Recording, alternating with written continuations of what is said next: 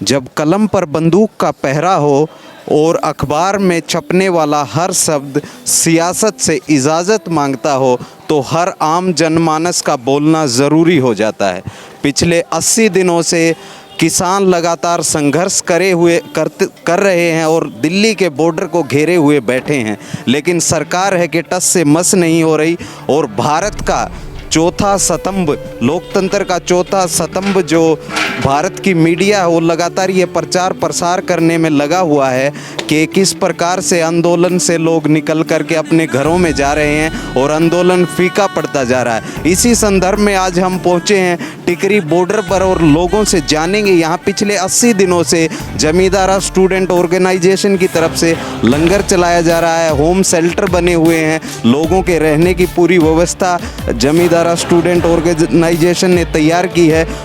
इसी बारे में जानेंगे कि किस प्रकार ये आंदोलन आगे जाएगा और जो घटती हुई भीड़ है उसका क्या मापदंड है, किस प्रकार की रणनीति रहेगी कि किस प्रकार से लोगों की संख्या बढ़ेगी घटेगी और गर्मियां लगातार आ रही हैं, किस प्रकार से आगे इस आंदोलन की रणनीति बनेगी। हमारे पास साथ जमींदारा स्टूडेंट ऑर्गेनाइजेशन के कुछ पदाधिकारी हैं जो लगातार पिछले 80 दिनों से इस व्यवस्था को संभाले हुए हैं, उनसे बात करेंगे।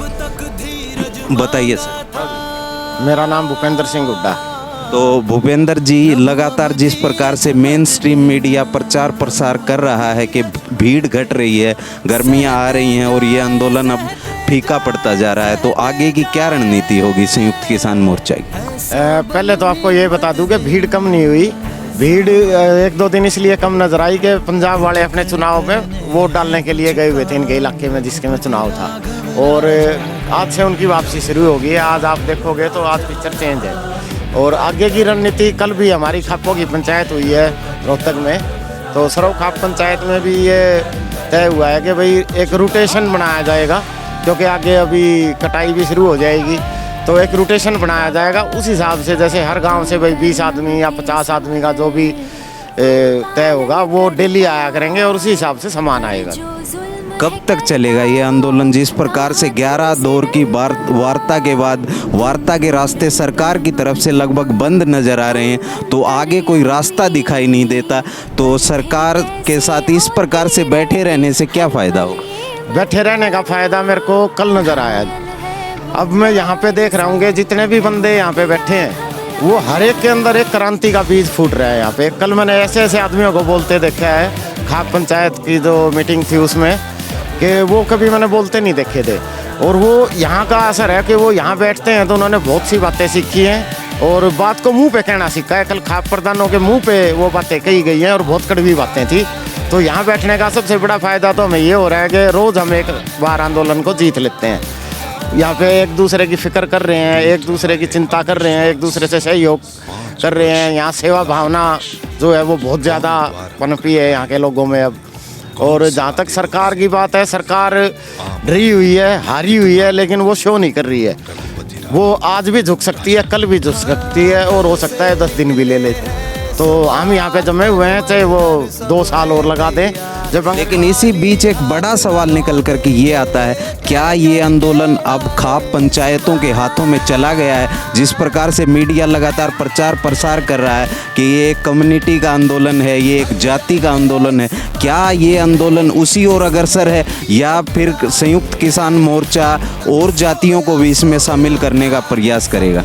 पहले तो एक बात क्लियर कर दूँ मैं आपको कि जो सरव खाप पंचायतें हैं वो कोई जाति विशेष की नहीं है। सरव जाति है, सरव खाप पंचायत उनको पूरा बोला जाता है। और अगर आपने कल रोहतक की कवरेज अगर देखी है तो उसमें यमुनानगर से SC-BC सेल के भी जो बंदे थे वो आए हुए थे। और ये मीडिया का दुष्प्रचार है, जो नेशनल मीडिया है वो तो एक जाति का, एक समुदाय का, एक धर्म का आंदोलन दिखाने पे शुरू से लगा हुआ है। लेकिन अब लोग भी बड़े समझदार हो गए हैं, वो समझ रहे हैं कि ये डिरेल करने के लिए ये सब बातें चलाई जा रही हैं। और दूसरी बात, किसान जो है ना उसकी कोई जाति नहीं है, कोई धर्म नहीं है, किसान किसान है और किसान इसको अच्छे से समझ रहे हैं। अब दूसरा सवाल आपका था कि भाई खाप का रोल बढ़ रहा है। खाप का कल हमें किसी ने सूचना दी थी कि वो एक कमेटी बना के और कुछ गलत दिशा में ले जाना चाह रहे हैं। लेकिन हम सब वहाँ पे पहुँच गए और फिर खाप ने भी जो हमने उनको सलाह दी, खाप ने उस पर सहमति जताई और उन्होंने अपनी 2 जिम्मेवारियाँ अपने ऊपर ली हैं। एक तो वो सामान और बंदों की रोटेशन तय करेंगे, एक और दूसरा वो जिनके ऊपर मुकदमे बने हैं जिन लड़कों पे, उनकी सुनवाई के लिए आगे उनकी जो मुकदमे के लिए वकील वगैरह वो सब वो खाप उठेगी। और 40 सदस्यीय जो हमारी कमेटी है, साझा मोर्चा है, उसके निर्देश अनुसार चलेंगे। कल अध्यक्षता हरदीप जी ने की थी और साफ साफ उन्होंने मीडिया को बोल दिया था कि भाई हम सिर्फ साझा मोर्चा के आदेशों पे चलेंगे। आप बताइए सर, अब ये ऊंट किस करवट बैठेगा? लगता है समाधान कोई निकल पाएगा या इसी प्रकार किसान बैठे रहेंगे अपना काम छोड़ के? नहीं, समाधान तो निकलेगा भाई। कोई भी लड़ाई लड़ी जाती है तो उसका नतीजा तो हमेशा निकलता है। टाइम कम ज़्यादा लग जाए, पहले भी बहुत लड़ाइयाँ बहुत आंदोलन लड़े गए हैं, तो टाइम ज़्यादा लग जाएगा, कोई बात को नतीजा तो निकलेगा। ये इतने लाखों लोग जो बैठे हैं बॉर्डर पे, नतीजा क्यों नहीं निकलेगा भाई? इनका जज्बा, इनका हौसला आप ये देखो, नतीजा तो निकलेगा।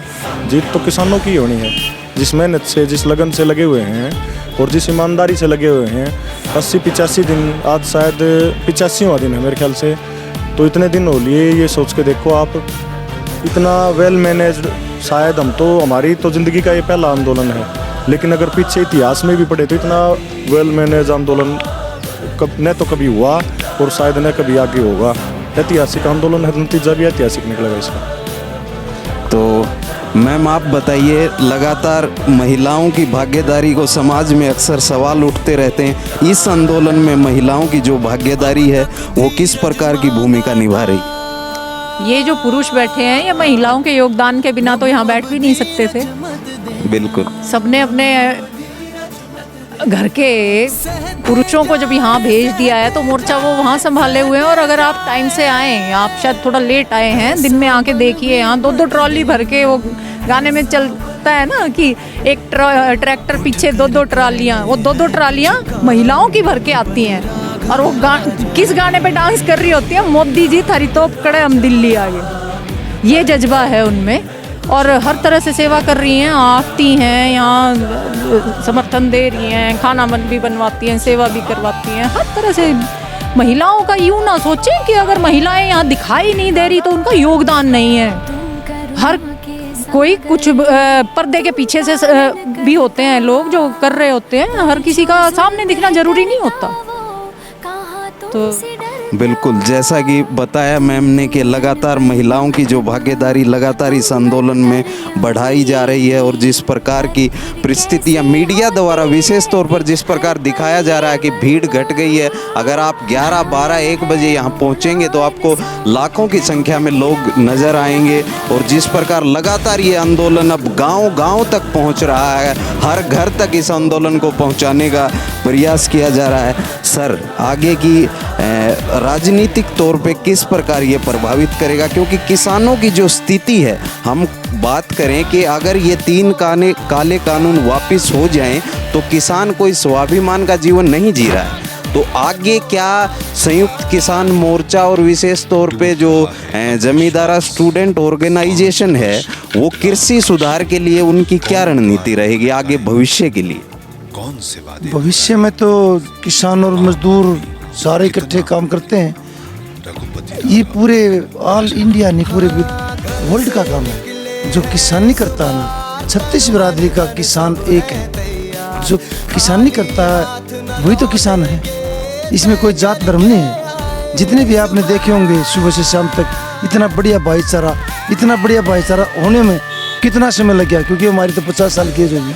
इतना बढ़िया भाईचारा देखा कभी पहले? जी, ये सवाल सर मेरा ज्यों का त्यों है कि आगे जो जमींदारा स्टूडेंट ऑर्गेनाइजेशन और इस प्रकार के जो प्रोग्रेसिव जो ग्रुप्स हैं जो बन करके इस आंदोलन में विशेष तौर पे जिन्होंने भूमिका निभाई है कृषि सुधार में, भविष्य में वो किस प्रकार से अपनी भूमिका निभाएंगे?